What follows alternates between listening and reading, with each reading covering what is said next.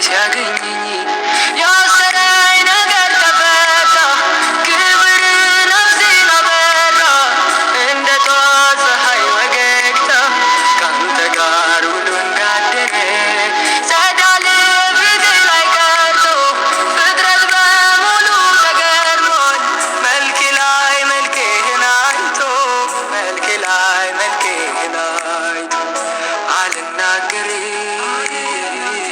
እንዲህ ነው ብዬ ፍቅር ያረገኝን በምን አንደበቴ ማውራት አቅቶኝ አቅም ጨርሼ መግለጽ አልቻልኩም በምን ምላሴ አሄ አንተን በመውደድ ሸፍታ ነፍሴ በማያቋርጥ በምኞት አጥናት ይላል ልቤ አንተን ይላል ልቤ ከምናገረው ይልቅ በእኔ አንተ ይላል ልቤ አንተን ይላል ልቤ በመልካም ይሁን በክፉ ጊዜ ይላል ልቤ አንተን ይላል ልቤ መንፈስ ከላይ ሲያገኘኝ ያሰረኝ ነገር ተፈታ ክብር ነፍሴን አበራ እንደ ጠዋት ፀሐይ ወገግታ ካንተ ጋር ውሎ እንዳደረ ጸዳል ፊቴ ላይ ቀርቶ ፍጥረት በሙሉ ተገርሟል መልክ ላይ መልክህን አይቶ መልክ ላይ መልክህን አይቶ አልናገርም እንዲህ ነው ብዬ ፍቅር ያረገኝን በምን አንደበቴ ማውራት አቅቶኝ አቅም ጨርሼ መግለጽ አልቻልኩም በምን ምላሴ አሄ አንተን በመውደድ ሸፍታ ነፍሴ በማያቋርጥ በምኞት አጥናት ይላል ልቤ አንተን ይላል ልቤ ከምናገረው ይልቅ በእኔ አንተ ይላል ልቤ አንተን ይላል ልቤ ሃሌሉያ እያሉ መላክ በሙሉ ኢየሱስ ለሚል ስም ይንበረከካሉ አይነጻጸርም ከተዋረዱቱ ስሙ ከፍ ያለ ነው በሰማይ ካሉቱ ሊቁ ከፍ ያለ የተከበረ በሰማያት ላይ አንድ ስም አለ ስሙ ሊያከብር በራቂጦስ ከሰማይ መጥቷል መንፈስ ቅዱስ ሊቁ ከፍ ያለ የተከበረ በሰማያት ላይ አንድ ስም አለ ስሙ ሊያከብር በራቂጦስ ከሰማይ መጥቷል መንፈስ ቅዱስ በስሙ ላይ ክብር አለ ክብር አለ ክብር አለ ማዳን አለ ክብር አለ ጣት አለ ሃሌሉያ እያሉ መላክ በሙሉ ኢየሱስ ለሚል ስም ይንበረከካሉ አይነጻጸርም ከተዋረዱቱ ስሙ ከፍ ያለ ነው በሰማይ ካሉቱ ሊቁ ከፍ ያለ የተከበረ በሰማያት ላይ አንድ ስም አለ ስሙ ሊያከብር በራቂጦስ ከሰማይ መጥቷል መንፈስ ቅዱስ ሊቁ ከፍ ያለ የተከበረ በሰማያት ላይ አንድ ስም አለ ስሙ ሊያከብር በራቂጦስ ከሰማይ መጥቷል መንፈስ ቅዱስ በስሙ ላይ ክብር አለ ክብር አለ ክብር አለ ማዳን አለ ክብር አለ ጣት አለ ክብር አለ ቅዱሳን በዓለም ሁሉ ያላችሁ ከእግዚአብሔር ከአባታችን ከጌታም ከኢየሱስ ክርስቶስ ከጌታ መንፈስ ቅዱስ አንድ አምላክ ጸጋና ሰላም ባላችሁበት ከናንተ ጋር ይሁን። እንደምን አደራችሁ፣ እንደምን ዋላችሁ፣ እንደምን አመሻችሁ። ክብር ሁሉ ለእግዚአብሔር ይሁን። እችን ቀን ለሰጠን በእድሜያችን ላይ ካለን ከ24ቱ ሰዓት እችን አንድ ሰዓት ደግሞ ከቅዱሳን ጋር በተለያዩ ዝማሬዎችና መልእክት የመጨረሻውን የነፍሳችንን ማረፊያ መደምደሚያው የማይቀረው እውነት እግዚአብሔር እውነት ነው። በእግዚአብሔር ዘንድ ጨለማ የለም። ሁሉም ወደ ብርሃን ስለሚገለጥ እግዚአብሔር እንደገና እችን ጊዜ እችን ሰዓት ሰጥቶናል። ስለሰጠን ዘመን፣ ጊዜ፣ ሰዓት ክብር ሁሉ ለእግዚአብሔር ይሁን። ሁላችሁንም በጌታ ሰላም እላችኋለሁ። ይህ በየሳምንቱ እየተዘጋጀ የሚቀርበው የመጨረሻው ዘመን የክርስቶስ ኢየሱስ ወንጌል ማህበርተኞች ነው። ወንጌል ስለ ልጁ ስለ ክርስቶስ ኢየሱስ ነው። 4 ነጥብ። ክርስትና ክርስቶስ ነው።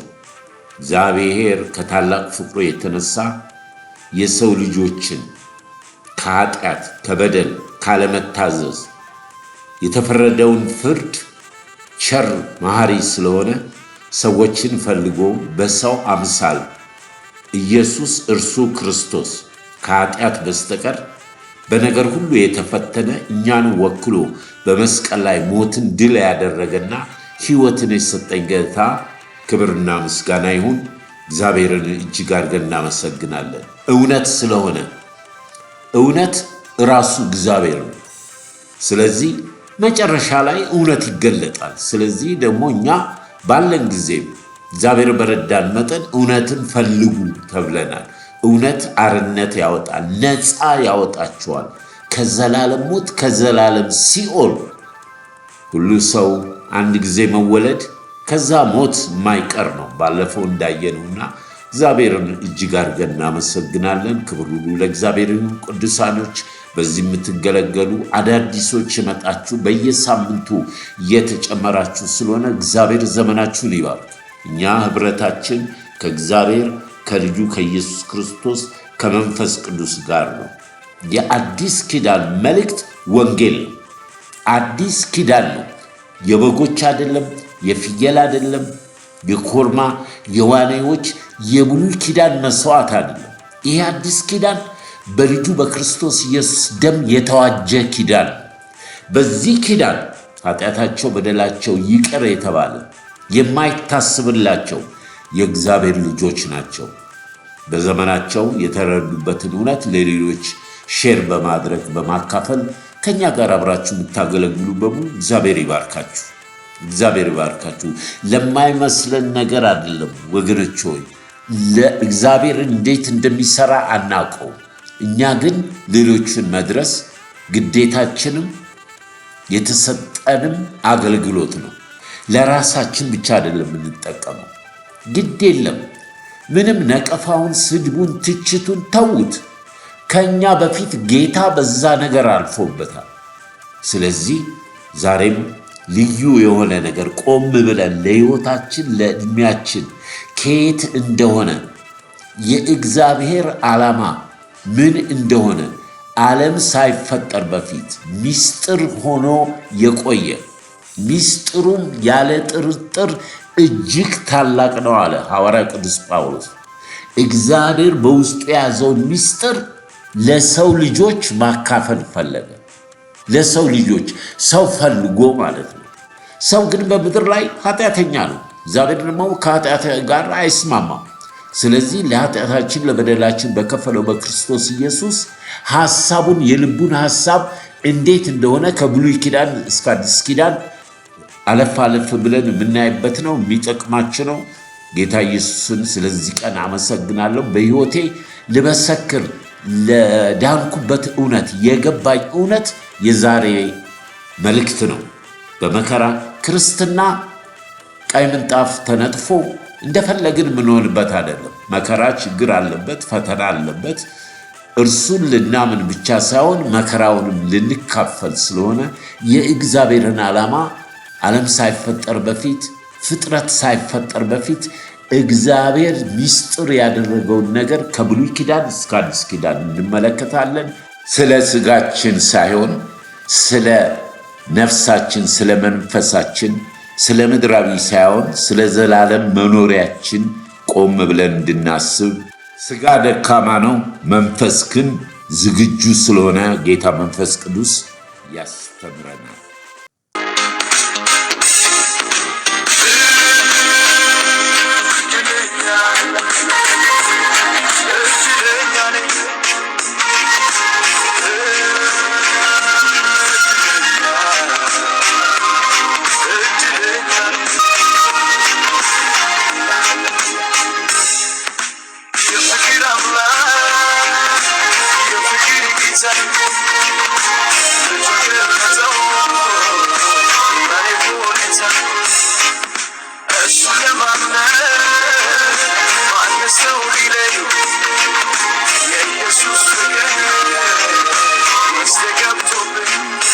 ገዝቶኛል። ሃሌሉያ የራሴ አይደለው እሱ የኔ ሆኗል። ማንም አይለየኝም በእጆቹ መዳፍ። ሃሌሉያ ኢየሱስ ገዝቶኛል። ታዲያ ከዚህ ፍቅር ማንስ ይለየኛል?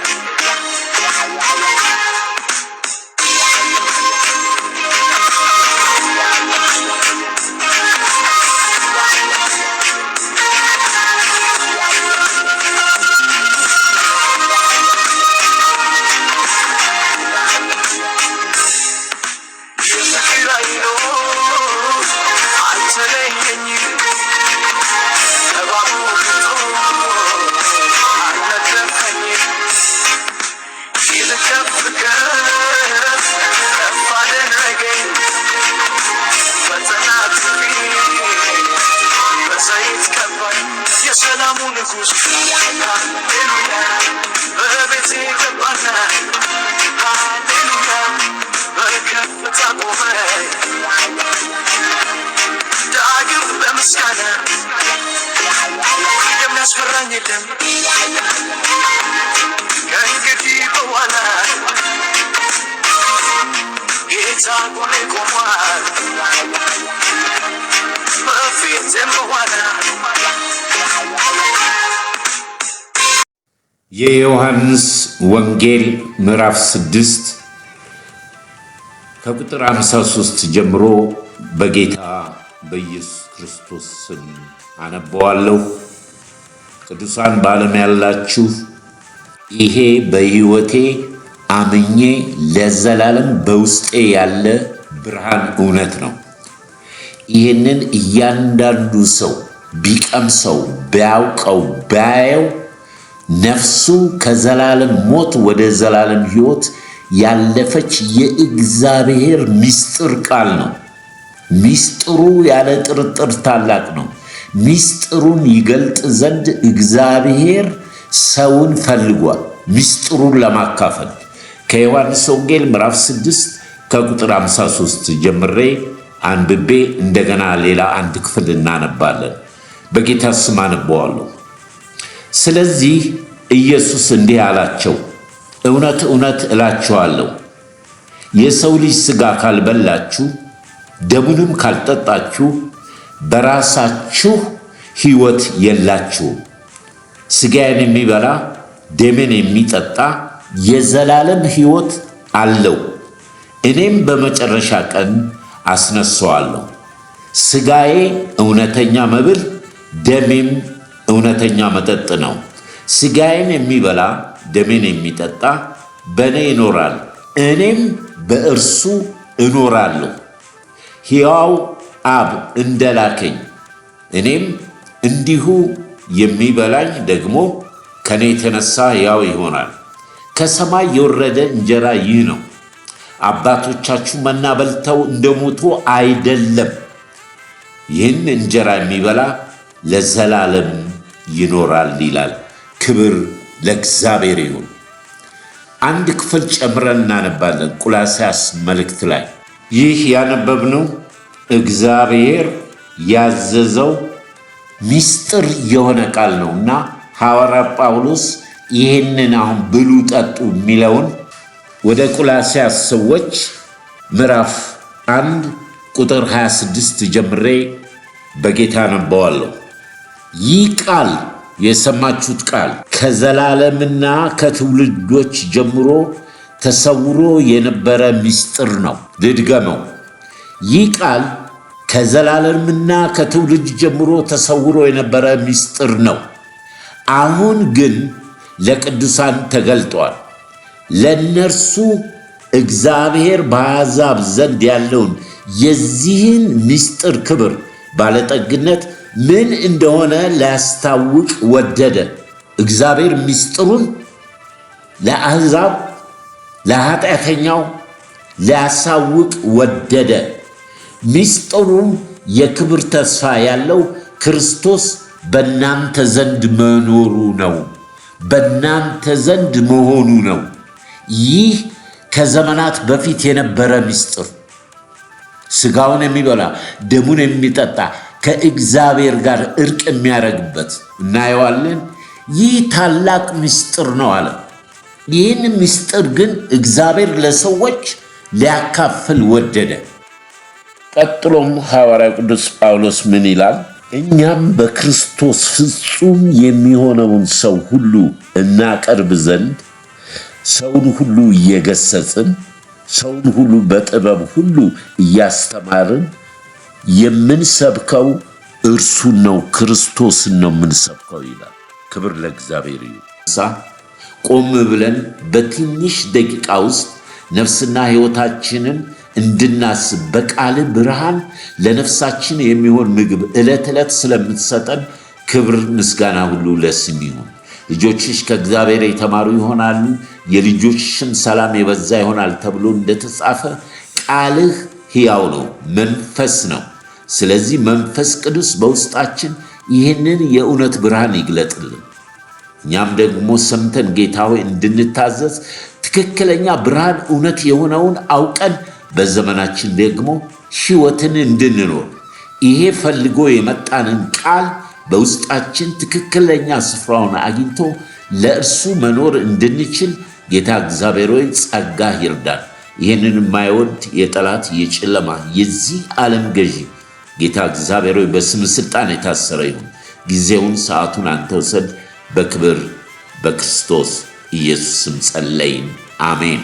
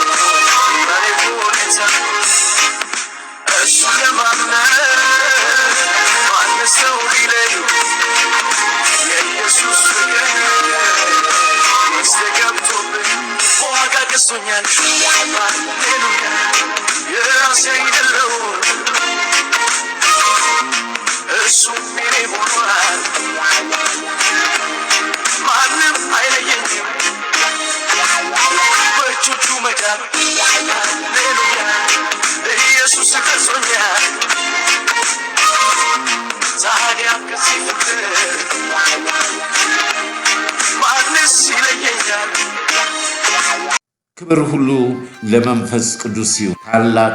ታላቅ ቃል ነው። እግዚአብሔር አምላካችን ከታላቅ ፍቅሩ የተነሳ የአዳምን ዘር በሙሉ በኃጢአት የወደቀውን መልሶ ወደ ክብር ለማምጣት ምስጢር የሆነውን ነገር ገለጠልን።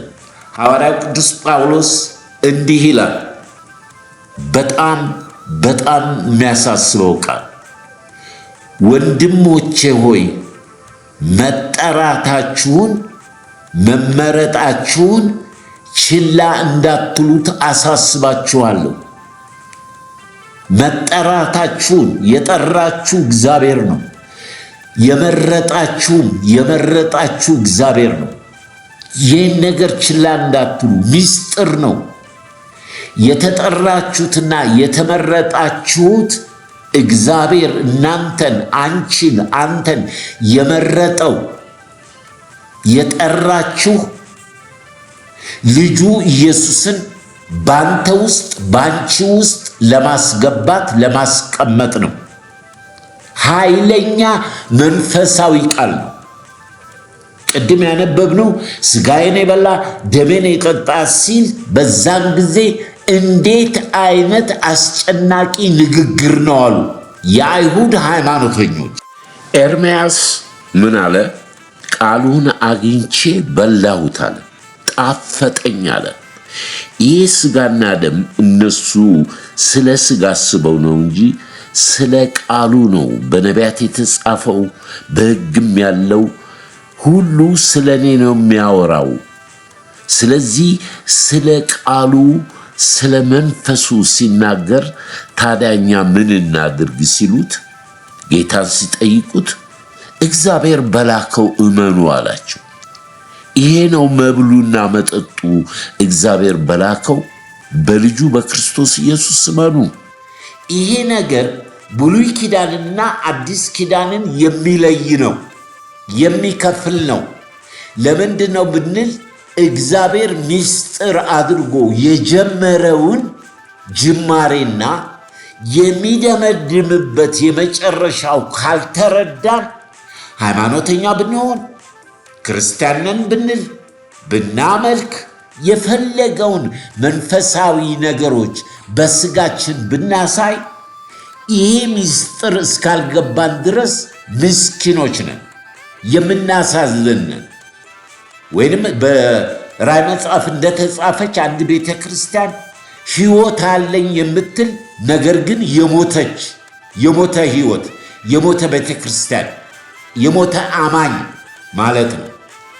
እንግዲህ ምንድን ነው የእግዚአብሔር ቃል የሚያስተምረን?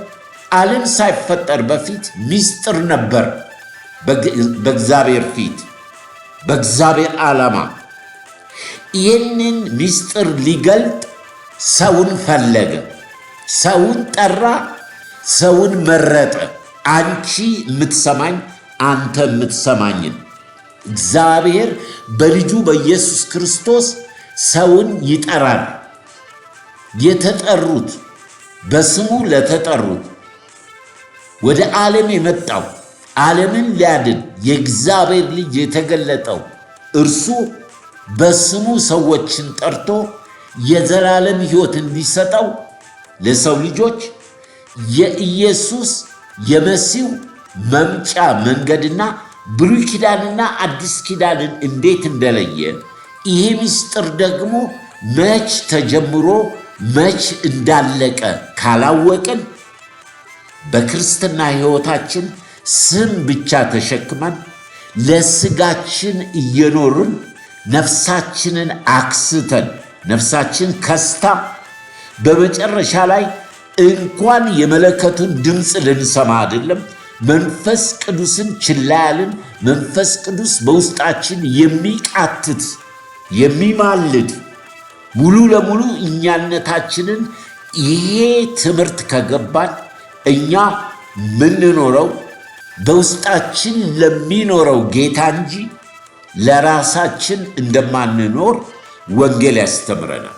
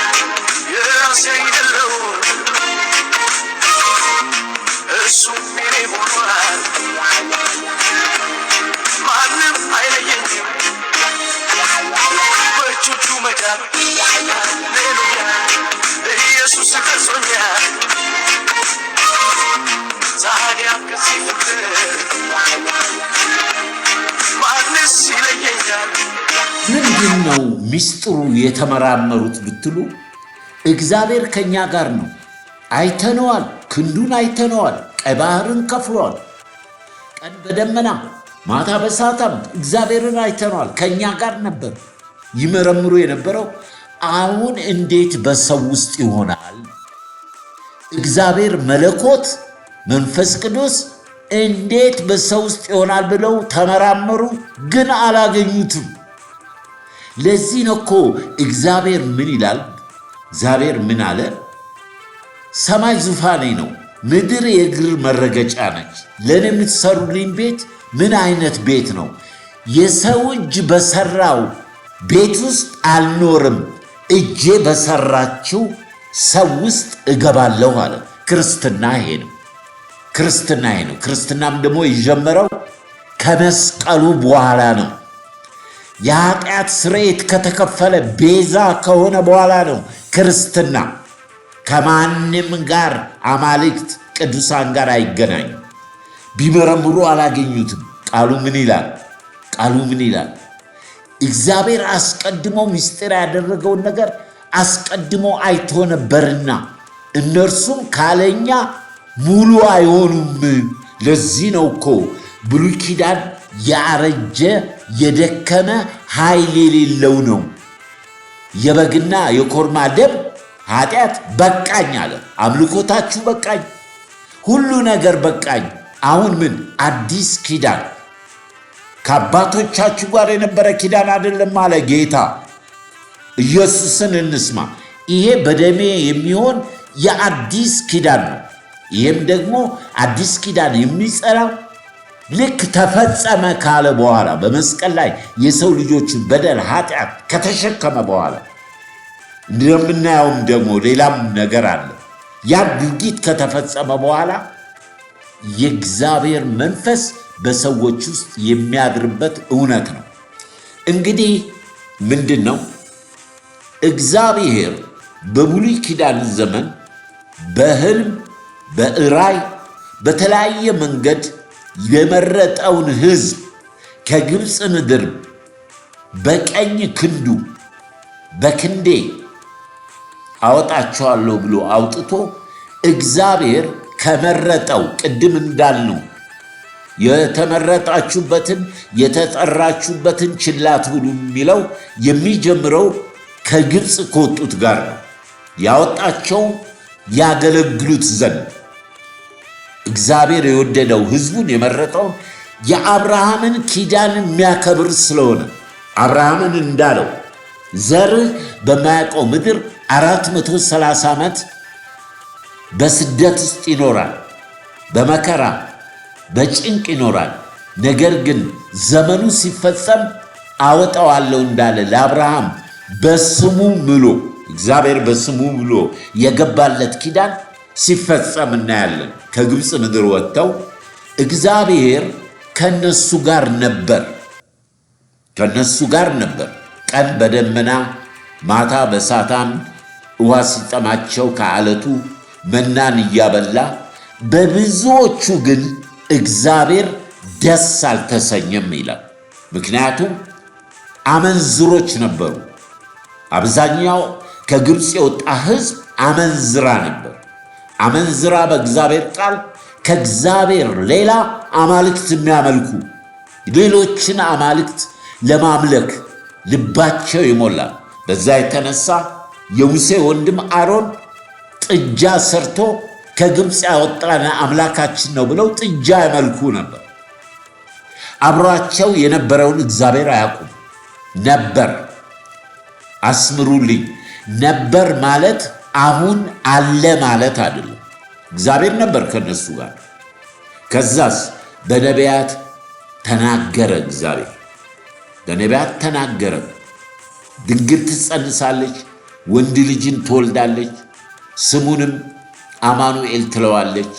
አማኑኤል ማለት እግዚአብሔር ከኛ ጋር ሆነ ማለት ነው። ከኛ ጋር ሆነ ማለት አሁን የጀመርነው ጥቅስ ስጋውን የበላ ስጋውን የጠጣ ማለት አይደለም። አማኑኤል ከሰው ጋር ሆነ፣ እግዚአብሔር ከሰው ጋር ሆነ ማለት አብሯችሁ ነው ያለው። ይገባል፣ ይወጣል። ጌታ ኢየሱስ በመንፈስ ከቅድስት ማርያም ከተወለደ በኋላ ከ30 ዓመት በኋላ 3 ዓመት ተኩል ከደቀ መዛሙርቱ ጋር ነበረ። አስምሩ። ነበረ አለ ማለት አይደለም። በውጪ ነበረ። ይበላ ነበር፣ ይጠጣ ነበር፣ ይተኛ ነበር፣ ይገባ ይወጣ ነበር። ይሄ በእግዚአብሔር በመለኮቱ በመጀመሪያው ምስጢር የሆነ ነገር አይደለም። ጀመረ እንጂ መጨረሻው አይደለም። ስለዚህ አብሯቸው ነበር። የእግዚአብሔር ዓላማ ግን ውስጣቸው በልባቸው መቀመጥ ነው። የውጭውንና የውስጡን እንድናይ ነው። ክርስትና ክርስቶስ እንደሆነና ሥጋዬን የበላ ደሜን የጠጣ እኔ በእርሱ እኖራለሁ፣ በሕይወት ይኖራል፣ እርሱም በእኔ ይኖራል።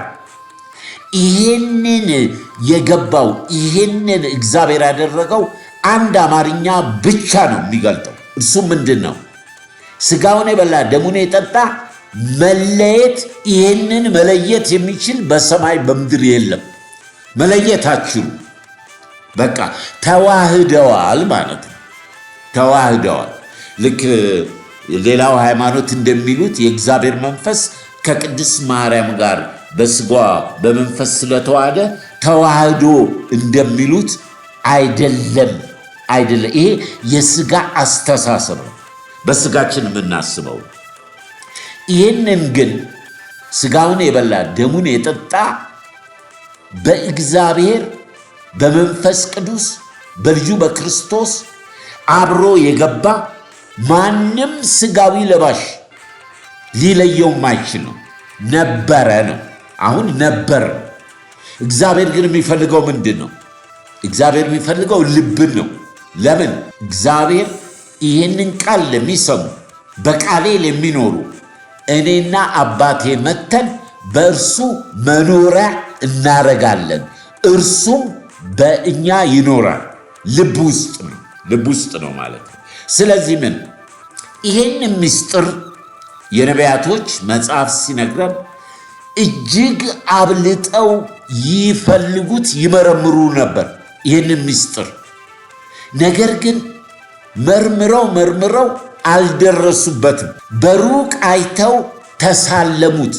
የእምነት አባቶች ዕብራውያን 11ን አንብቡት ሙሉ። ነገር ግን 39ና 40 ላይ በብርቱ ፈልገው አላገኙትም። ነገር ግን በሩቅ አይተው ተሳለሙት፣ በእምነታቸው ጸኑ፣ ድል አደረጉ። የአንበሳን አፍ ዘጉ፣ የእሳትን ኃይል አጠፉ፣ የነገሥታትን አፍ ዘጉ፣ በድንጋይ ተወገሩ። በእምነታቸው ጸንተው ብድራታቸውን አላገኙም። የእምነት አባቶች የብሉይ ኪዳን አላገኙም። ለምን? እግዚአብሔር ስለ እኛ አስቀድሞ ያሰበው ሊያካፍል ምስጢር ያደረገው ነገር ነበር። ስለዚህ የብሉይ ኪዳን አባቶች ያለ አዲስ ኪዳን አማኞች ሙሉ አይሆኑም። ለእምነታቸው ተመስክሯል። እግዚአብሔር አምላካቸው ሊሆን አላፈረባቸው። ነገር ግን የእምነታቸውን ብድራት አልተቀበሉም። ገና በመጠበቂያ ላይ ናቸው። እግዚአብሔር ከነሱ ጋር ነበር። ሌላው እግዚአብሔር በድንኳን ውስጥ ነበር። ከድንኳን በኋላ ደግሞ በሰለሞን ቤተ መቅደስ ነበር። በሰለሞን ቤተ መቅደስ በቅድስተ ቅዱሳን በሰጣቸው ኪዳን ነበረ። አስምሩበት። ነበር ማለት አሁን አለ ማለት አይደለም። በተለይ በክርስቶስ ኢየሱስ ዳግም ልደት ያላገኛችሁ ልብ ብላችሁ አድምጡኝ። ሃይማኖት ገዳይ ነው፣ ይገላል። በብሉይ ኪዳን በቅድስተ ቅዱሳን በኪዳኑ ታቦት ነበር። በቅዱሱ ስፍራ ኅብስት፣ ዳቦ፣ የአሮን በትር፣ ደም ባለው ላይ ከሌዊ ነገድ ካህን የሆነ በዓመት አንድ ጊዜ ገብቶ ስለ ሕዝቡ ስለ ራሱ አንድ በግ ሰውቶ በመጽሐፉም ላይ በመቅደሱም ላይ በሕዝቡም ላይ ይረጭ ነበር። እግዚአብሔር የት ነበረ? ሩቅ ነበረ። በቅድስተ ቅዱሳን ሕዝቡ የት ነው ያለው? አደባባይ ውጪ ነው ያለው። አንድ ካህን ሊቀ ካህን ነው የሚገባው ነበር። አሁን ስንመለስ እግዚአብሔር ሰውን ይፈልጋል። እግዚአብሔር ሰውን መርጧል። እግዚአብሔር ሰውን ጠርቷል። የጠራው እግዚአብሔር ልጁ ኢየሱስ ክርስቶስን በሰው ውስጥ በልብ ውስጥ ለማስቀመጥ ነው የተሰወረው ምስጢር። አሁን ምን ሆነ? ልንጀምር ነው። እግዚአብሔር ክርስቶስ ከኛ ጋር ነው፣ እኛም ከክርስቶስ ጋር ነን የምንል እኛ ስንል በዓለም ላይ ያሉትን አማኞች ነው። እኛ ስንል ክርስቶስ ከኛ ጋር ነው፣ እኛም ከክርስቶስ ጋር ነን ስንል ቤተ ክርስቲያንን የሚያመለክት ነው። በግልስ ጌታ ከኔ ጋር ነው፣ እኔም ከጌታ ጋር ነኝ፣ እኔ በክርስቶስ ክርስቶስ በእኔ ይኖራል ምንለው የግል ነው። እንዴት ነው ብንል እግዚአብሔር የላከው ልጁ ኢየሱስ ክርስቶስን እንደ ግል አዳኝ ከቃሉና ከመንፈሱ ያልተወለደ የአዲስ ኪዳን አማኝ ያልሆነ ይሄንን ሊያገኘው አይችልም። ይህን አብሮ መቀበርና መነሳትን አዲስ ኪዳን ጥምቀት ይለዋል። ጥምቀት የሚጀምረው እንደዚህ ነው። እንግዲህ በማመን ነው። መጀመሪያ የበደል የኃጢአት ስርየት ሰው የሆነ በሙሉ ካመነ በኋላ በእምነቱ ትምህርት ወስዶ ከሞት ጋር አብሬ ሞቻለሁ፣ ከትንሣኤው ጋር አብሬ ተነስቻለሁ የሚለው በጥምቀት በመተባበር ነው። ጥምቀት የሕፃን ጥምቀት የምትለው እዛ ካቶሊክን ጠይ ልዩ ወንጌል ነው። እሱ ልዩ ወንጌል። ይሄን የምትሰሙኝ ከሐዋርያው ቅዱስ ጳውሎስ አትበልጡም። እሱ ሐናንያ ነግሮታል። ወንድሜ ሳኦል ሆይ ምን ትጠብቃለህ? ስሙን እየጠራህ የናዝሬቱ ኢየሱስን ስሙን እየጠራህ ተጠመቅ አለው ለጳውሎስ። ወገኔ እንድትተርፉ ነው። የማንም ድርጅት ሃይማኖት ስም በመንግሥተ ሰማያት አይታወቅም። ሐዋርያ ጳውሎስ የኔ አስተማሪ እኔ ሰውን ማቀው በክርስቶስ ብቻ ነው አለ። 4 ነጥብ። ነፍስሽን አስቢ፣ ነፍስን አስብቶ ይሄን ተቋም እንግዲያው እንዲሆነ እንጨርሰው ይቀራል። ለምን ብትሉ በመስቀሉ ላይ ጌታዬን ሥራ ሲሠራ ተፈጸመ ሲል የቤተ መቅደስ መጋረጃ ከላይ እስከታይ ተቀደደ። የሰለሞን ቤተ መቅደስ ሩቅ የነበረው እግዚአብሔር በቅዱሰ ቅዱሳን ወጣ። መጋረጃው ግርግዳው ስለፈረሰ እኛ የት ነን? ውጪ ነን ማለት ነው። እግዚአብሔር በልጁ በክርስቶስ በመስቀል በሰራው በተቀደደው በጎኑ በደሙ በመጋረጃው አብ ወደ ውጭ ሲወጣ እኛ በክርስቶስ ኢየሱስ ለመቅረብ በደሙ ለመቅረብ በበራፍ ያለን ተገናኘን። እግዚአብሔር አብ እግዚአብሔር ወልድ በእኛ ውስጥ ሆነ፣ እኛም በሱ ውስጥ ሆንን። ክብር ለኢየሱስ ክርስቶስ ነው።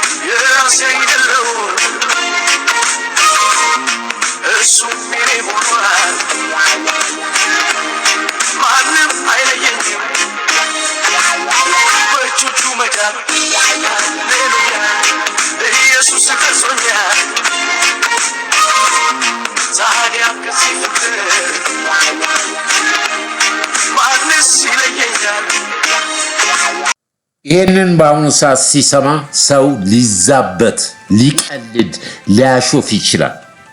ይሄ በመንፈስ እንጂ በሰው ጥበብና በሰው አእምሮ አይደለም። በእምነት ነው የሚሆነው። ለሚያምኑት ነው። ከአባታችን አብርሃም ጀምሮ ያሉትን በሙሉ ያለ እምነት እግዚአብሔርን ደስ ማሰኘት አይቻልም።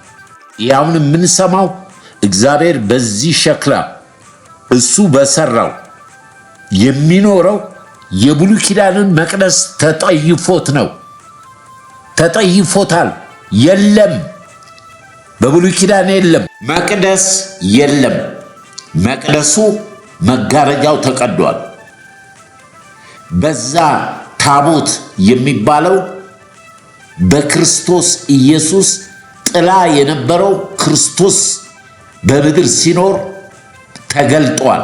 ስለዚህ የብሉይ ኪዳን ታቦት ወይንም የብሉይ ኪዳን መቅደስ ተሽሯል፣ የለም። የማያምን ሁሉ ከእግዚአብሔር አልተወለደም፣ እግዚአብሔርም አያውቀውም፣ እግዚአብሔርም የለውም። ኢየሱስን እርሱ ክርስቶስ ነው ብሎ የሚያምን ከእግዚአብሔር ተወልዷል። እንግዲህ አይሁዶች የሳቱት በዚህ ነው። አይሁድ የሳቱት በዚህ ነው። አሁንም ብዙ ሃይማኖቶች በኢየሱስ ላይ ደምድመው ቁጭ ብለዋል። ወደ ክርስቶስ እደጉ አለ ጳውሎስ፣ ወደ መገለጥ በእምነት ወደሚገኘው መዳን ወደ ሙላቱ ግቡ አለ። በእኛ ውስጥ ገባ ሚስጥሩ የተጠራንበት የተመረጥንበት እግዚአብሔር በእኛ ውስጥ እንዲሆን እኛ በእግዚአብሔር ውስጥ እንድንሆን ነው። ተፈጸመ ወይ? ሚስጥሩ ገና ነው፣ አሁንም ገና ነው። እዚህ ላይ ማወቅ ያለብን የቤተ መቅደሱ መጋረጃ ከተቀደደ በኋላ ታቦት የለም፣ ስርዓቱ የለም፣ አምልኮቱ የለም። እግዚአብሔር ከብሉይ ኪዳን ወጣ ወደ አዲስ ኪዳን፣ አብና ወልድ እኛም ተገናኘ። ዮሐንስ በመልእክቱ ላይ እንዲህ ይላል፣ ኢየሱስ የእግዚአብሔር ልጅ እንደሆነ በሚታመን ሁሉ እግዚአብሔር በእርሱ ይኖራል፣ እርሱም በእግዚአብሔር ይኖራል። እኛም እግዚአብሔር ለእኛ ያለውን ፍቅር ሚስጥር የሆነውን የገለጠልን አውቀናል፣ አምነንማል። እግዚአብሔር ፍቅር ነው። በፍቅር የሚኖር በእግዚአብሔር ይኖራል፣ እግዚአብሔርም በእርሱ ይኖራል። አሁን ሙሉ እግዚአብሔር በሰው ውስጥ አብ ከሰሎሞን ቤተ መቅደስ ከሚያመልኩበት ክርስቶስ ኢየሱስ በሰራው የብሉይ ኪዳን መደምደሚያ ነው። አዲስ ኪዳን የጀመረው ከመስቀሉ በኋላ ነው፣ ከትንሣኤው በኋላ ነው። አሁን እኛ ሙሉ ለሙሉ እግዚአብሔር በእኛ ውስጥ አለ የምንለው የመጨረሻው ጌታ ኢየሱስ በምድር በመረጣቸው ደቀ መዛሙርት አንድ ነገር አለ። እኔ ብሄድ ይሻላችኋል፣ እኔ ብሄድ አብ አባቴ በስሜ መንፈስ ቅዱስን ይልክላችኋል፣ መንፈስ ቅዱስን ትቀበላላችሁ አላቸው። 120ዎቹ በአንድ ሰገነት ላይ ሆነው ሲጠባበቁ በባለ 50 በጴንጤቆስጤ ቀን ባለ 50 ዛሬ ጴንጤ እያላችሁ የምትሳደቡት መንፈስ ቅዱስን ነው። የምትሰሩትን አታውቁምና ይቅር ይበላችሁ። ባለ 50 ጴንጤቆስጤ ቀን የሚባለው መንፈስ ቅዱስ ወረደባቸው። ስለዚህ አሁን ያ ዓለም ሳይፈጠር የነበረው የእግዚአብሔር ሐሳብ ፍጹም ሆነ። ለምን? አብ አለ፣ ወልድ አለ። አሁን መንፈስ ቅዱስን ተቀበሉ። ስለዚህ ሥላሴዎች በሙሉ በአማኞች ውስጥ አሉ። ጌታ ምን አለ? በእናንተ ውስጥ ያለው በዓለም ካለው ይበልጣል። ክብር ለኢየሱስ ይሁን። ሃሌሉያ። ይህን እንዴት ሊሆን ይችላል? ለሰው ማይቻል ለእግዚአብሔር ይቻላል። ክብር ለመንፈስ ቅዱስ ይሁን። ምስጋናን የሚሰዋ ወደንን እንዲያይ በእውነት ለሚወዱ አንተ አለ በሰማይ ያለው አይቀርም አብራለሁ ዝማሬ ካፊያ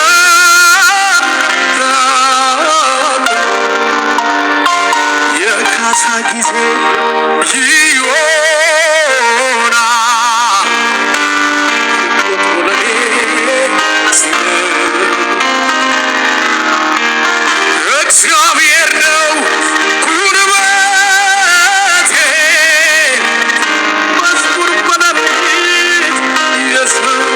መጽሐፍ እንደሚል ኢየሱስ ክርስቶስ ከሁሉ ይበልጣል።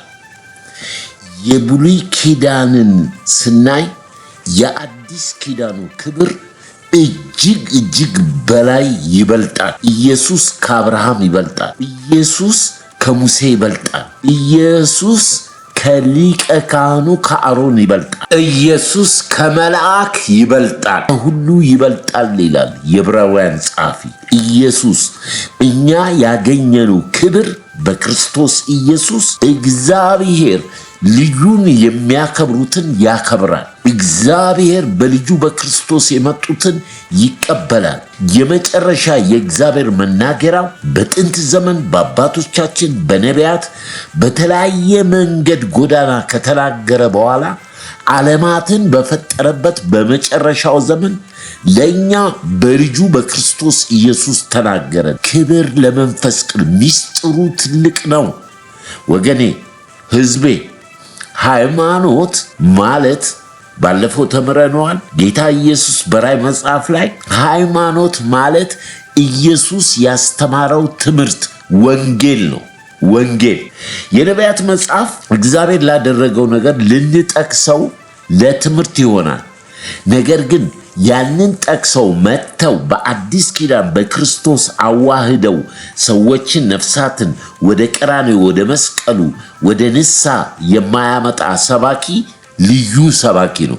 ልዩ ወንጌል ነው። ይሄ የሥጋ ነው፣ የምድር ነው። እንደዛ አይነት የሚያደርጉ ለስሜታችሁ የሚሆን ምድራዊ ነገር ከክርስቶስ ጋር ሁሉን ትቀበላላችሁ ለሚያምን ይቻለዋል ተብሎ ተጽፏል። እመኚ፣ የእግዚአብሔርን ማዳን ታያላችሁ። አብ፣ ወልድ፣ መንፈስ ቅዱስ ሰው በሰራው መቅደስ ውስጥ የሉም። በጣራ በቆርቆሮ አትጣላ። በደሙ የተዋጁ ያመኑ ይህንን የእግዚአብሔር መለኮታዊ ሐሳብ የተቀበሉ አብ፣ ወልድ፣ መንፈስ ቅዱስ ያለ መቅደሱ ናቸው፣ ልጆቹ ናቸው። ይህንን አንድነት ሲያስተምር ጌታ ተርቤ አላበላችሁኝም፣ ተጠምቼ አላጠጣችሁኝም ብሎ ሲል መች ተራብክ መች ተጠማህ አላየንም ሲሉ ወደ ደቀ መዛሙርቱ ፊቱን አዙሮ ለነሱ የምታረጉት ለኔ እንዳረጋችሁ ነው። እኔ በነሱ እነሱም በኔ ነው የሚኖሩት። ክርስትና ይሄ ነው። ወንድሞቼ ይል ዘንድ አላፈረብንም። እምነት እንግዲህ አለ በጠላት በጨለማ ኃይል ሁሉ ላይ ስልጣንን ሰጥቻችኋለሁ። ሂዱና ወንጌልን ለፍጥረት ሁሉ ስበኩ። በእናንተ ውስጥ ያለው ሙሉ መለኮት ነው። አሁን እኔ በሕይወት የምኖረው ለእኔ ሳይሆን በክርስቶስ ነው አለ ጳውሎስ። ለእኔ ሕይወት ሞትም ቢሆን ክርስቶስ ጥቅም ነው። ዕዳ አለብኝ ይህንን ወንጌል ባልሰብክ፣ ወየውልኝ። አያችሁ መለኮት የገባው ለዚህ ነው። ሕይወታቸውን አሳልፈው የሰጡት ደቀ መዛሙርቶቹ፣ ተዘግዝቀው የተሰቀሉት፣ በድንጋይ የተወገሩት፣ በመጋዝ የተሰነጠቁት፣ ዋጋ ስለ ወንጌል የከፈሉት። ወገኖች ሆይ ይህን ትምህርት ስናስብ እችን እንኳን ለማገለግልበት ስንት ተቃዋሚ አለ፣ ስንት ተቺ አለ፣ ስንት እንደ አባቶቹ አንገቱን ያደነደነ ትዕቢተኛ ትውልድ ክርስቶስ የሌለው። ክርስቶስ ሃይማኖት አይደለም፣ ክርስቶስ ሕይወት ነው። አትቀልጂ፣ በነፍስሽ አትቀልድ። የማንም ዶሚኔሽን አባል አይደለም። እኛ በክርስቶስ፣ ክርስቶስ በእኛ ይኖራል። ስለዚህ እግዚአብሔር አብ ልጆቼ ይል ዘንድ አላፈረብንም። በክርስቶስ ኢየሱስ ያሉት አሁን ኩነኔ የለባቸውም። ከኩነኔ ነፃ ነን። በኃይል አይደለም፣ በጉልበቴ አይደለም፣ በመንፈሴ ነው ብለዋል። በሙላት ባንቺ ውስጥ ያለ ባንተ ውስጥ ያለ ይሄ ጌታ አምላክ ነው። በእምነት ነው፣ በስራ አይደለም። የሰው ስራ የመርገም ጨርቅ ነው። ክርስትና ይሄ ነው። ወንጌሉ ይሄ ነው። አባቶቻችን የሰበኩልን ወንጌል ይሄ ነው። ክርስቶስ በሙላት በፍጹም በእናንተ ባንቺ ውስጥ ይኑር። ስለዚህ ምን አለ ጌታ? መስክሯል። በሰው ፊት የሚያፍርብኝ እኔም በአባቴ ዙፋን ፊት ሲቀርብ አፍርበታለሁ። ሕይወት ክርስቶስ ነው የምንኖረው። ይውላችሁ ይህንን አሁን በደንብ ብናስበው ለጌታ ኖርን ብለን እኔ መቼም አልልም። እኔ እግዚአብሔር ይህን ቴክኖሎጂ ስላመጣ የድርሻዬን እወጣለሁ። ባገኘሁት ቦታ ላይ መሰክራለሁ። ያው ስም ይሰጡኛል። የኢየሱስ ስም ሲጠራ ጴንጤ ነው። እኔ ጴንጤ አይደለሁም። እኔ ደቀ መዝሙር ነኝ። ደቀ መዝሙሬ ታረጓቸዋላችሁ ነው የተባለው።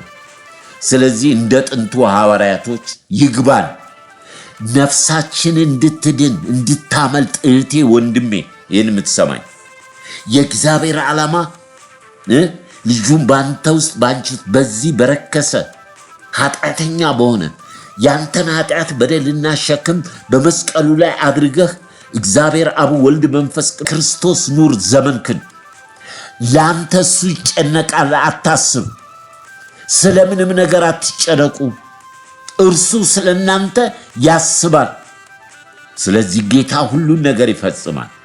በዚህ ዘመን ይሄ ኢየሱስ ሲሰበክ የሚያቅለሸልሻቸው አሉ።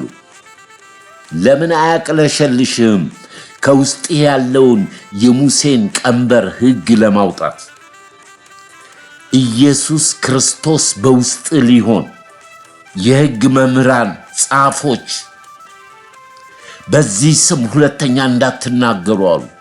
ሐዋርያቶች እግዚአብሔርን እናገልግል፣ ሰውን እናገልግል፣ ዝም ልንል አንችልም ብለው ከነሱ ተለይተው ወደ ቤተ መቅደስ በ9 ሰዓት ሲሄዱ አንድ ሰው ቁጭ ብሎ ሲለምን ምጽዋት ሲለምን ወደኛ ተመልከት።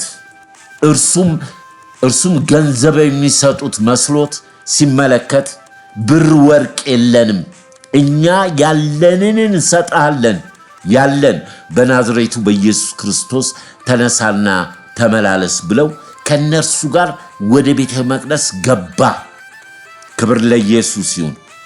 ይሄ ኢየሱስ ካልገባው ሰው ዛሬም አሉ የክርስቶስ ኢየሱስ መስቀል ጠላቶች። ይሄ ምስጢር የሆነው ከዘመናት በፊት ለአሕዛብ ለኃጢአተኞች የተገለጠው ምስጢር ያለ ጥርጥር ታላቅ ነው ያለው ጳውሎስ የክብር ተስፋ ክርስቶስ ኢየሱስ በእናንተ መኖሩ ነው። መጽሐፍ በሙሉ ስለ እኔ ነው የሚናገሩት። ነቢያቶች ስለ መሲሁ እየተመራመሩ በሩቅ አይተው ተሳለሙት። የዕብራውያን መጽሐፍ እንዳነበብን ሐዋርያቶች ስለ ክርስቶስ ነው የመሰከሩት። ስለ ክርስቶስ እርሱ ፍጹም ሰው ፍጹም አምላክ እንደሆነ በአንድ ስፍራ ላይ እስኪ ስለ ራስህ ማን ትላለህ ብለው ጠየቁት። እኔ ትንሣኤ ሕይወት ነኝ አለ። ክብር ለጌታ ይሁን። እኔ ትንሣኤ ሕይወት ነኝ፣ እኔ እውነተኛ እረኛ ነኝ፣ ነፍሱን ስለ በጎቹ የሚሰጥ እኔ እውነተኛ በር ነኝ፣ እኔ ሕይወት መንገድ ነኝ፣ እኔ ትንሣኤ ሕይወት ነኝ። በእኔ የሚያምን ቢሞትም ሕያው ይሆናል። ለዚህ ነው ሥጋውን የበላ ደሙን የጠጣ ምስክር ነው ለወንጌል። ክርስቶስ ይገለጥልን እንጂ የመገለጥ መንፈስ ያገኛችሁ ወገኖች ሆይ፣ ሃይማኖት በራሱ ገዳይ ነው። ይሄ ነው ምስጢሩ የገባቸው። ትንሣኤ ሕይወት ከሌለማ ስብከታችንም ወንጌልም ከንቱ ነው አለ ጳውሎስ። እምንሰብከው እምንናገረው ክርስቶስ ኢየሱስ ነው። አሜን። አትጨነቁ፣ እርሱ ስለ እናንተ ያስባል። ስለዚህ ጌታ ሁሉን ነገር ይፈጽማል። ለእርሱ ልንኖር ተጠርተናል። በእርሱ ለእርሱ ከእርሱ ካለኔ ምንም ልታረጉ አትችሉ። ትምክት ይቅርብን፣ ትዕቢት ይቅርብን፣ መናፍቅነት ይቅርብን፣ ሐሰተኛ ነቢያትን መስማት ይቅርብን። ምድር የሚሸት እግዚአብሔር የተጠየፈው ምንም የእግዚአብሔር ቃል ቢሆን ከብሉይ ኪዳን ወደ አዲስ ኪዳን ከኢየሱስ ወደ ክርስቶስ ደጉ። ከኢየሱስ አያችሁ፣ ኢየሱስ በሥጋ ተፈጸመ እስከሚል ድረስ አገልግሎትን ጨርሷል። መለኮት ክርስቶስ እግዚአብሔር ወልድ ነው። የዲያብሎስን ሥራ የዲያብሎስን ሽንገላ አንረሳውም። ኢየሱስን በመስቀል ላይ የሰቀለው ምንም የእግዚአብሔር ፍቃድ ቢሆን እርሱ ነው። እንዴት እንደፈተነው ተርቦ ታውቃላችሁ። ስለዚህ አሁን ኢየሱስ ስለ ሰው ልጆች በደል ኃጢአት ከፈጸመ በኋላ እርሱ ክርስቶስ እንዳይሆን ሰዎችን ምን ውስጥ ነው ያስቀመጣቸው? ኢየሱስ ውስጥ እንዳልተሰራ እነሱ እየሰሩ ለመዳን እንደሚሞክሩ እንደሚችሉ አድርጎ ዲያብሎስ ይሸነግላል። ለዚህ ነው ጳውሎስ ምን አለ? ከኢየሱስ ወደ ክርስቶስ ደጉ፣ ወደ መለኮት ወደ ሙላቱ ግቡ፣ መገለጥን ይስጣችሁ ይገለጥላችሁ አለ። እኔ እኮ እስከ 3ኛ ሰማይ ደርሼ ገና አላወቅኩም፣ እሱ ለማወቅ ወደፊት እዘረጋለሁ አለ። ከመታወቅ ያልፋል አለ። አባቶቻችን ቅድም እንዳየነው ብዙ ነበሩ፣ ሞክረው ነበር፣ አልተሳካላቸውም። ተመራምረው ነበር። እንኳን እነሱ ቅዱሳን መልአክ ይህንን ሊያዩ ይመኙ ነበር። ጌታ ሲወለድ ከኛ እኩል ነው ያዩት። መንፈስ ቅዱስ እግዚአብሔር ነው። ወገኖች ሆይ ይሄ ነው ወንጌል። ይሄ ነው ወንጌል ከሞት በኋላ የሚያዋጣው ለሺህ ዓመት መንግሥት በእግዚአብሔር ክብር ዙፋን አብ በተቀመጠበት ክርስቶስ ኢየሱስ በቀኙ በተቀመጠበት ስትቀርብ አንተ ታማኝ ብርቱ የሕይወት አክሊል፣ የክብር አክሊል፣ የደስታ አክሊል፣ የማይጠፋ አክሊል፣ የአገልግሎት አክሊል ትሸለማለህ። ለዚህ ነው ጌታ ለሚጠፋ ነገር አትስሩ፣ ለማይጠፋው ነገር ስሩ፣ ወንጌልን ስበኩ አለ። እውነት፣ ሕይወት፣ መንገድ እኔ ነኝ። ካለ እኔ በስተቀር ወደ አብ የሚመጣ የለም። እኔ ሕይወትም እውነትም ነኝ። ዲያብሎስ ውሸታም፣ ሐሰተኛ፣ ነፍሰ ገዳይ ነው። መናፍቃን፣ የሉሲፈር መልእክተኞች፣ ሐሰተኛ ነቢያት፣ የኤልዛቤል የባኦል ነቢያት መናፍስቶች፣ መሬት የሚሸት ክርስቶስን የማይሰብኩ ወገኖች ሆይ ተሽሯል ብሎናል አምላኬ ጌታዬ። ብሉይ ኪዳን ተሽሯል፣ ኃይል የለውም፣ ደክሟል። ስለዚህ አዲስ ኪዳን በክርስቶስ ኢየሱስ ደም። ስለዚህ አገልጋዮች ባካችሁ ዘላችሁ ብሉይ ኪዳን አትግቡ። መሬት የሚሸት ሳይሆን ሰውን ወደ ክርስቶስ አንጡ። ነፍሱን ሕይወቱን እንዲያድን ራሱን እንዲመለከት። ከዛስ በሚሰራው በጉልበቱ እግዚአብሔር ይባርከዋል። እስከ መቼ ድረስ በእግዚአብሔር ላይ እናምጻለን? በመንፈስ ቅዱስ ላይ እናምጻለን? እንዴት የውሸት ተባባሪ እንሆናለን? ኑ ወደ ጌታ፣ ኑ ወደ ኢየሱስ። ይፈልገዋል። ይህን ኃጢአተኛ ሰው ይፈልገዋል። በምድር ላይ ስኬት፣ ገንዘብ መሰብሰብ፣ ቤት መስራት፣ መኪና መግዛት፣ ዕውቅና፣ እሱ ስኬት አይባልም። ይሄን ምስጢር ያገኘ የተረዳ ገንዘቡ ያደረገ ተሳክቶለታል። ምክንያቱም ክርስቶስን የማያምኑ እንኳን እኮ በምድር በዲያብሎስ የተሳካላቸው ጌታ ምን አለ? ታይቶ የሚጠፋ ጤዛ ነው አለ። ይሄንን ክብር ግን ያገኘ ይሄንን ምስጢር የተረዳ ወገኖች ሆይ ትልቅ ስኬት፣ ትልቅ መሳካትን በሕይወቱ ያደረገ ነው። ክርስቶስ ኢየሱስን ፍጹም አዳኝ እንደሆነ መቀበል፣ ለተቀበሉት በስሙ ለሚያምኑት ለነሱ የእግዚአብሔር ልጆች ይሆናሉ። ከዛ ክርስቶስ ኢየሱስ በሚሰበክበት መማር፣ ማደግ፣ መከራ፣ ችግር፣ ፈተና፣ ስደት ብዙ ነገር አለበት።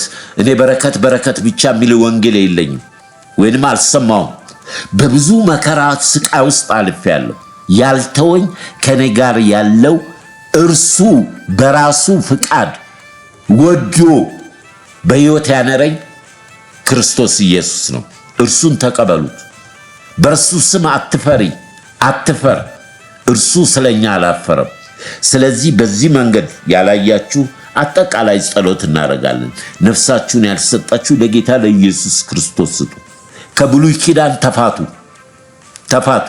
በመስቀል ላይ የተሰራው ስራ ለኔ ነው ብለህ ተቀበይ። ከዛ በኋላ አዲስ ኪዳን ይጀምራል ማለት ነው። አባ ብለን የምንጮህበት የልጅነት መንፈስ ሰጠን። አየህ፣ ብሉይ ኪዳንና አዲስ ኪዳን እንዳሸውድህ የእግዚአብሔር ቃል ነው። ተደራሾች አሉት። ሕጉም ስርዓቱም ለአባቶች ነው። ነገር ግን አዲስ ኪዳን የገባው በልጁ በኢየሱስ ክርስቶስ ደም ነው።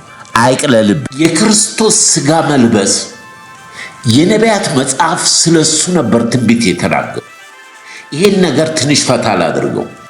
ለምንድን ነው አገልጋዮች ሮጠው ብሉይ ኪዳን የሚገቡት ብትሉ፣ በምድር ላይ ያለ ሰው ስለ ምድር እግዚአብሔር እንዳያረግለት እንጂ እግዚአብሔር የላከውን አይደለም የሚሰብኩትም የሚቀበሉትም።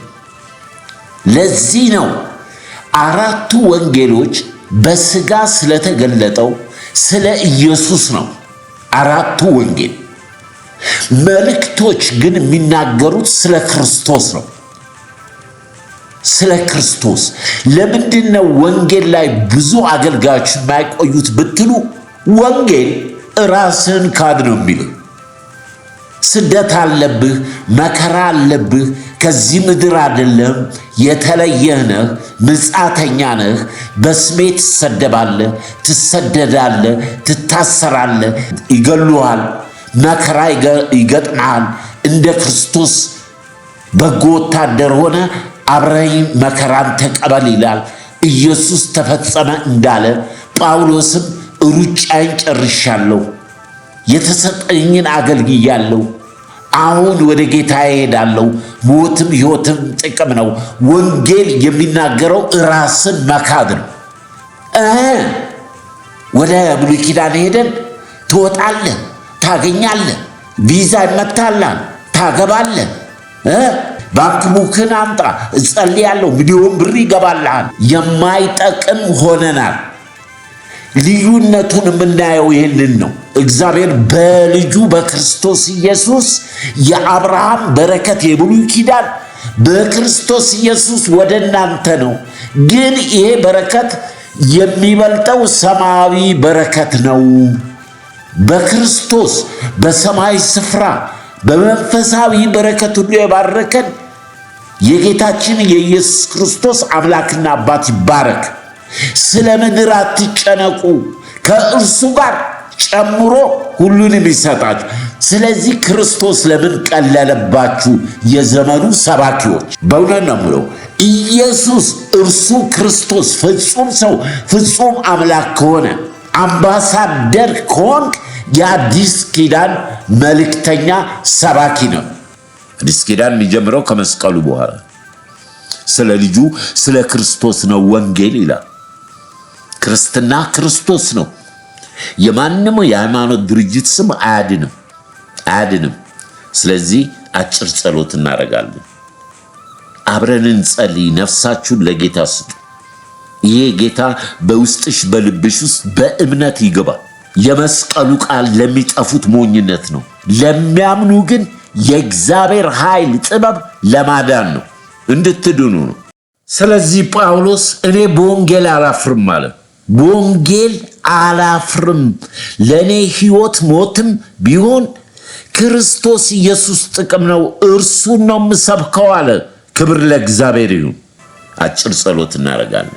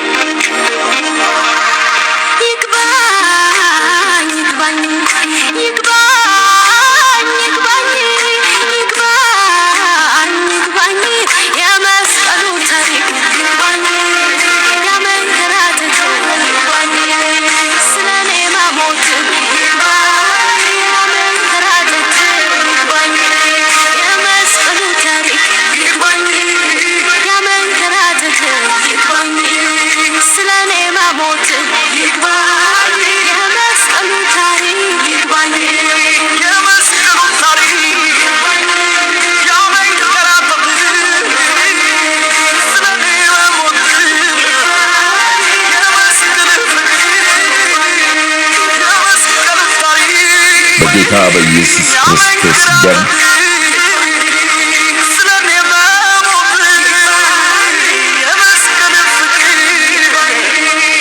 ቅዱስና ሕያው ዘላለማዊ ጻድቅ ሆንክ እግዚአብሔር ሆይ ወደ ከበረው ወደ ጸጋ ዙፋን እቀርባለሁ። ጸሎት ወደሚሰማበት ወደማይከለከልበት በዚህ ቀን ስለሰማሁት ሕያው ቃል አባት ሆይ እጅግ አድርጌ አመሰግናለሁ። እኔ በደለኛ ኃጢአተኛ ሰው ነኝ። በማወቅም ባለማወቅም በድፍረት የሰራሁትን ኃጢአት ይቅር በለኝ። ከዚህ ቀን ጀምሮ ዓለምን፣ ሰይጣንን፣ ራሴንም ክጄ ነፍሴን ለታመኑት እጆች አሳልፌ እሰጣለሁ። ልጅህ አድርገህ ተቀበለኝ። በሕይወት መዝገብ ላይ ስሜን ጻፍልኝ። ዘመኔ ሁሉ ከአንተ ጋር እምራመድበት እምኖርበትን ጸጋ ስጠኝ። ልጅህ አድርገህ ስለተቀበልከኝ አመሰግናለሁ። በክርስቶስ ኢየሱስ ስም አሜን። ጌታ ኢየሱስ ዘመናችሁን ይባርክ። መጽሐፉ የሚለውን ነው ያልኩት። ስለዚህ አሁን እችን በመጸለያችሁ ይሄ የጴንጤ ጸሎት አለ። እግዚአብሔር ልጄን ተቀበሉ፣ የምወደው ልጄ እርሱ ነው፣ እርሱን ተቀበሉ። በእርሱ ላይ የሚጨመር የሚቀነስ የለም። ማንም ፍጡር አይገባም። የማን ደም ነው ከኃጢአት የሚያነጻው? እንዴ አዚም አይሁንብን እንጂ እንንቃ ከእንቅልፋችን። ዘመኑም እንዲህ አስቸጋሪ ስለሆነ ልባችንን እንጠብቅ። ቅዱሳን የአባቴ ልጆች በተለያየ መንገድ በድካም ውስጥ ወይንም በተለይ ክርስትናችን ክርስቶስ ነው። ለእርሱ ልንኖር በእኛ ውስጥ አለ። ልንመሰክር፣ ልንናገር፣ ላናፍር በየንበት ቦታ ሰዓት ምንም ነገር አይገድበን። በዓለም ካለው በእኛ ውስጥ ያለው ስለሚበልጥ ስልጣን ደግሞ ስለሰጠን ስልጣኑም በሰማይ በምድር ከምድር በታች የኢየሱስ ስም በሁሉ ላይ ባለስልጣን። በዛ ስም እየተቃወምን ሰዎችን ከጨለማ ከዲያብሎስ እንነጥቃለን። ስለዚህ በዚህ መንገድ የደከማችሁ ካላችሁ አጭር ጸሎት እናደርጋለን። የዘላለም አምላክ ልዑል እግዚአብሔር አባት ሆይ በክብር በክርስቶስ ኢየሱስም አመሰግናለሁ። እግዚአብሔር የጠራቸው የወደዳቸውን እስከ መጨረሻው ወደዳቸው። እኛ ሳንወድህ አስቀድመህ የወደድከን አንተ ነህ በልጅ በክርስቶስ ኢየሱስ። በዚህ ሰዓት ስለ ወንድሞቼ፣ ስለ እህቶቼ፣ ስለ ልጆች፣ ስለ በጎች ጸልያለሁ። በተለያየ መንገድ በዓለም ተጽዕኖ፣ በሃይማኖት፣ በተለያየ በቤት ውስጥም በቤተ ክርስቲያን በሚደረገው ሁኔታ ልባቸው ያዘነ ካንተ ፎቀቅ ያሉ ወይንም ልምድ የሆነ ነገር ካለ ዛሬ ወደ ቀጥተኛው ወደ ቀጭኑ መንገድ እንዲገቡ። የዓለም መንገድ ሰፊ ነው። ከሚጠፉት ጋር እንዳይጠፉ የልጅነት ፍቅራቸውን የልጅነት የቀመሱትን የክርስቶስን መንፈስ ያንን ፍቅር ዛሬ ጨምረህ ስጣቸው። አባት ሆይ ስለ ባሪያዎች ስለ ልጆች እጅግ አድርጌ እኔንም አስበኝ ጌታ ሆይ። እኔ ደካማ ነኝ ጌታ ሆይ። በሰጠኝ ቀሪ ዘመኔ ላንተ ለመኖር ቆርጫለሁ። ነገር ግን በኃይል በጉልበት አይደለም፣ ጸጋን አብዛልኝ። ይህንን ለሚሰሙ ወገኖቼ ጌታ እግዚአብሔር በረከት፣ ጥበብ፣ መገለጥ ጨምርላቸው። በነገር ሁሉ ባርካቸው።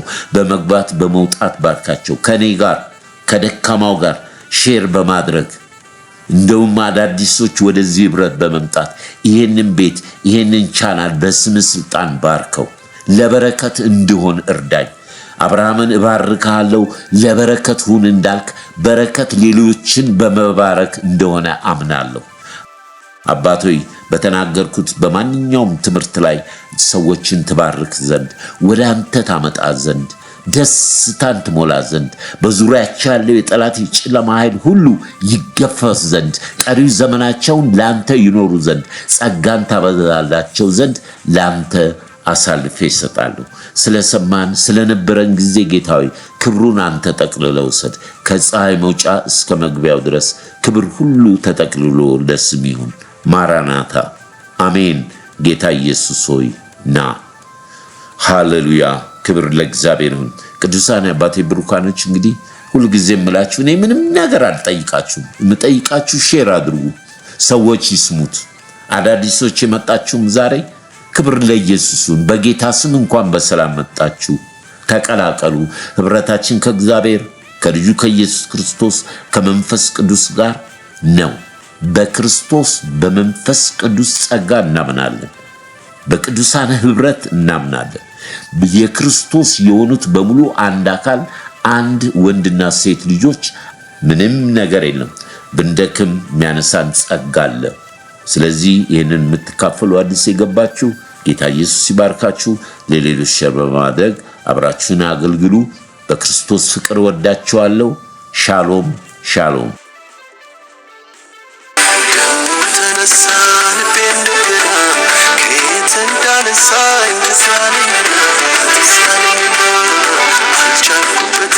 ዝም ማለት ምስጋናና ክብር ይሁንለት።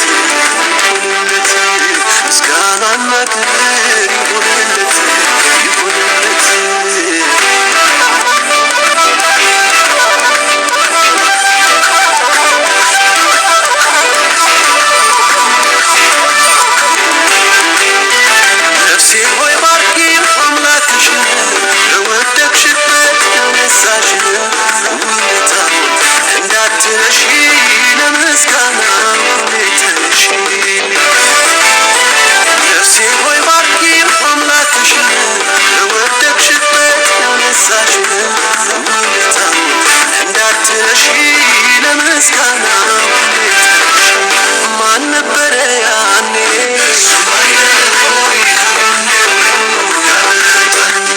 በበረሃው ላይ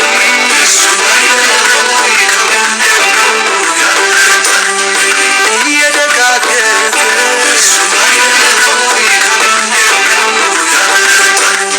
ያም ዘመን አለፈ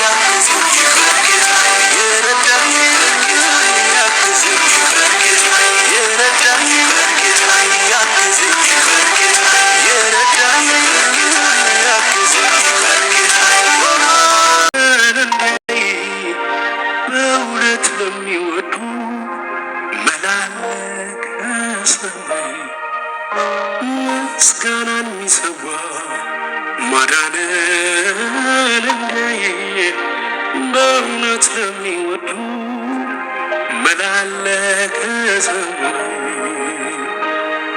ደግሞ እድሉ ደርሶኝ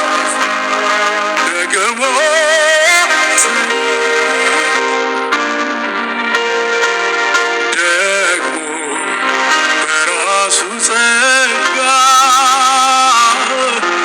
ደግሞ ዘመርካ ደግሞ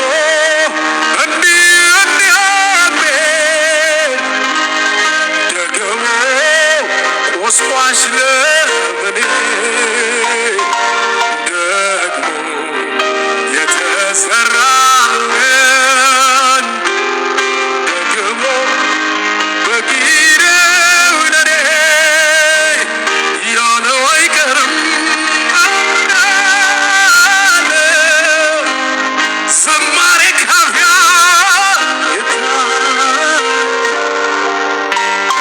የካሳ ጊዜ